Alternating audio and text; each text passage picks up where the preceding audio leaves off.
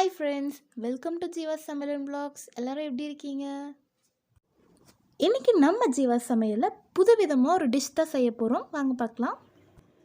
இப்போ ஒரு 100 கிராம் சிவப்பு அவலை தண்ணியில் ஒரு 3-4 தடவை அலசி கழுவிட்டு சுத்தமாக கழுவி வச்சுட்டு இப்போ ஊற போட்டிருக்கிறேன்.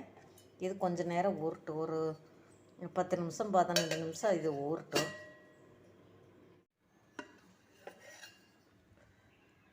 அவல் ஒரு 1/4 மணி நேரம் போல் நல்லா ஊறிடுச்சு. பார்த்திங்கன்னா உங்களுக்கு நல்லா தெரியும், நல்லா ஊறிடுச்சு. இப்போ நம்ம என்ன பண்ணுறோன்னா கரும்பு சர்க்கரை ஒரு 3 ஸ்பூன் கரும்பு சர்க்கரை சேர்த்துக்கிறேன். தேங்காய் ஒரு கப்பு எடுத்து வச்சுக்கிறேன். இப்போ அதை சேர்த்துக்கலாம். இதெல்லாம் சேர்த்திட்டு நல்லா மிக்ஸ் பண்ணிக்கலாம்.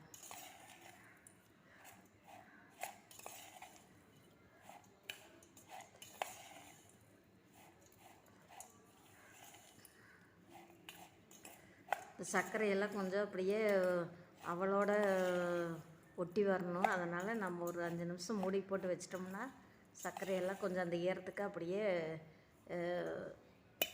நம்மளுக்கு வாயில் தட்டுப்படாமல் அது அப்படியே கரைஞ்ச மாதிரி ஆயிரும். அதனால் இன்னொரு 5 நிமிஷம் மூடி போட்டு வச்சிடலாம்.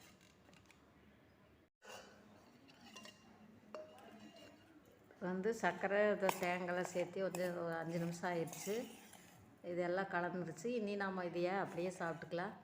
நம்ம ஒரே மாதிரி இட்லி தோசை அது உப்புமா அப்படின்னு காலையில் டிஃபன் செய்யாமல் இந்த மாதிரி நம்ம செஞ்சு சாப்பிட்லாம்.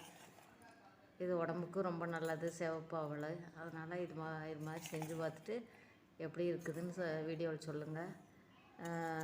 வீடியோ பிடிச்சிருந்தால் லைக் பண்ணுங்கள், ஷேர் பண்ணுங்கள், கமெண்ட் பண்ணுங்கள். நல்லா இருந்தாலும் கமெண்ட் பண்ணுங்கள், நல்லா இல்லாட்டியும் கமெண்ட் பண்ணுங்கள். வேறொரு வீடியோவில் சந்திக்கலாம். எங்கள் வீடியோ பார்த்ததுக்கு ரொம்ப நன்றி. பாய். இந்த சிம்பிளான டிஷ்ஷை நீங்களும் ட்ரை பண்ணி பார்த்துட்டு கமெண்ட்டில் சொல்லுங்கள். இந்த வீடியோ உங்களுக்கு பிடிச்சிருந்தா லைக் பண்ணுங்கள், ஷேர் பண்ணுங்கள், கமெண்ட் பண்ணுங்கள். மறக்காமல் சப்ஸ்கிரைப் பண்ணுங்கள். தேங்க்யூ.